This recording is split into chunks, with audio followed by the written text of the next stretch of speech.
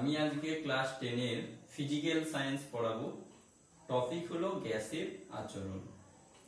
তাহলে গ্যাসের বৈশিষ্ট্য কি?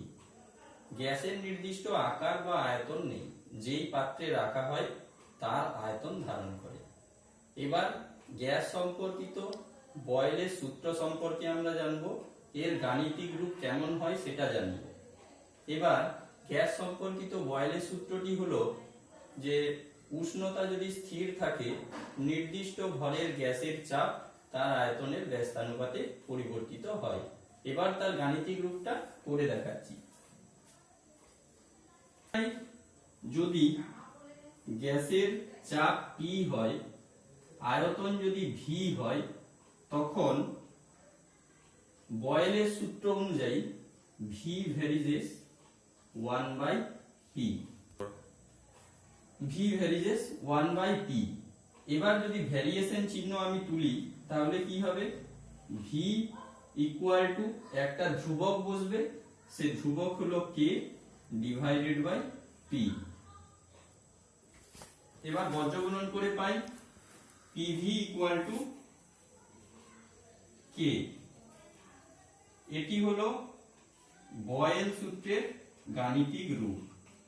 এবার যদি একটা নির্দিষ্ট গ্যাসের ক্ষেত্রে চাপ এবং আয়তন যথাক্রমে P1 V1 হয় এবং দ্বিতীয় একটি গ্যাসের ক্ষেত্রে চাপ এবং আয়তন P2 V2 হয়, এইভাবে যদি তৃতীয় চতুর্থ n সংখ্যক গ্যাস ধরা হয়, তখন কেমন হবে সূত্রটি? P1 V1 equal to P2 V2 equal two P3 V3 equal to dot dot dot n সংখ্যক গ্যাসের ক্ষেত্রে হবে Pn Vn। Pn Vn এটি হলো বয়েল সূত্রের সাধারণ রূপ। আর প্রথমটা ছিল PV সমান K, এটি বয়েল সূত্রের গাণিতিক রূপ। এবার আমরা কি করব না, P ভার্সেস V গ্রাফ অঙ্কন করব এবং তার প্রকৃতি কি রূপ হয় সেটি জানব। P ভার্সেস V যদি গ্রাফ অঙ্কন করি,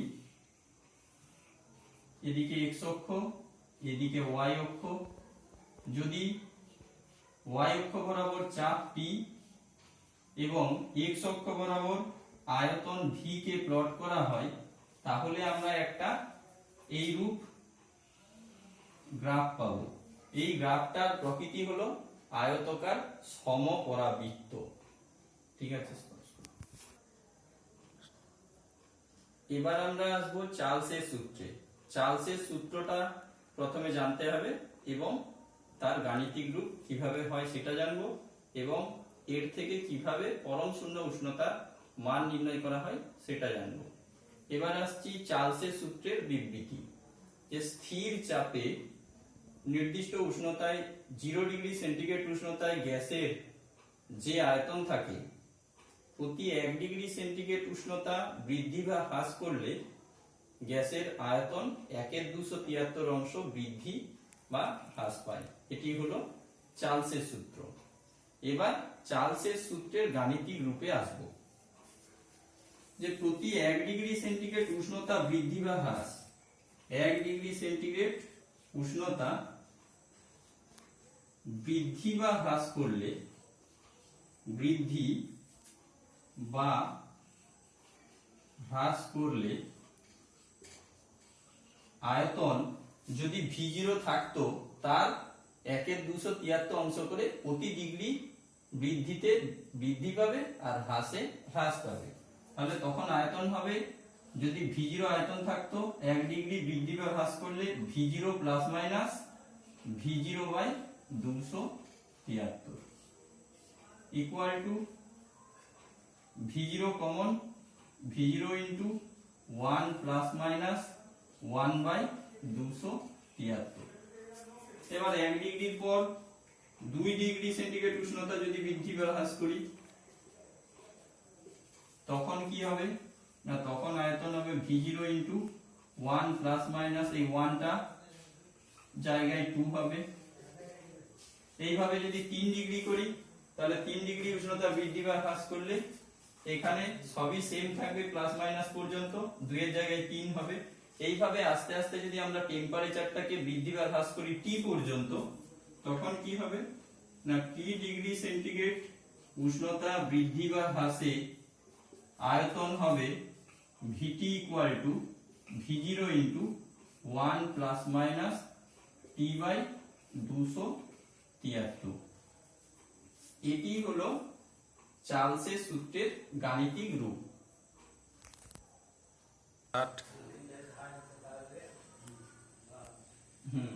এবার এই যে ইকুয়েশনটা আমরা পেয়েছি চার্লস সূত্র থেকে, এই সূত্র থেকে কিভাবে পরম শূন্য উষ্ণতার মান নির্ণয় হয় এবং পরম শূন্য উষ্ণতায় গ্যাসের আয়তন কত হয় সেটা জানবো। আমরা শিখেছি VT সমান V0 into 1 plus minus T by 273।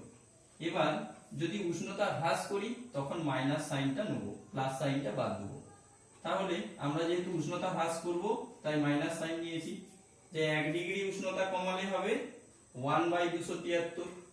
তাহলে VT সমান তখন টি এর জায়গায় 1 হবে যদি 1 ডিগ্রি উষ্ণতা আমরা হ্রাস করি, V0 ইন্টু 1 মাইনাস 1 বাই 273। এটা 1 ডিগ্রি হ্রাস করলে 1 ডিগ্রি সেন্টিগ্রেড হ্রাস। যদি 2 ডিগ্রি সেন্টিগ্রেড হ্রাস হয় তাহলে কত হবে V2 equal to V0 into 1 minus 2 by 273।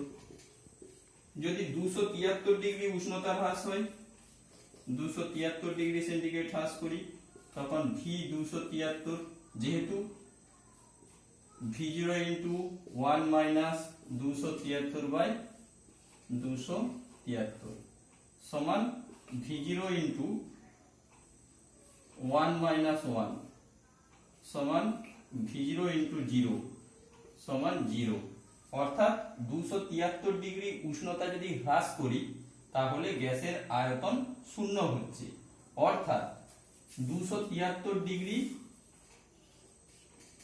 হ্রাস equal to minus 273 degree centigrade. এই উষ্ণতাটাই হলো পরম শূন্য উষ্ণতা। পরম শূন্য উষ্ণতা এই উষ্ণতাটা, এই উষ্ণতায় গ্যাসের আয়তন কত হলো আমরা দেখতে পাচ্ছি, এই পরম শূন্য উষ্ণতায় গ্যাসের আয়তন শূন্য হলো। তাহলে চার্লসের সূত্র থেকে আমরা পরম শূন্য উষ্ণতার মান পেলাম কত, মাইনাস 273 ডিগ্রি সেন্টিগ্রেড। এটি হলো পরম শূন্য উষ্ণতা।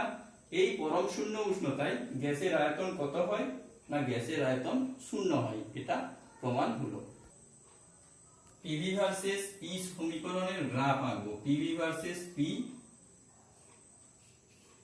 গ্রাফ অঙ্কন।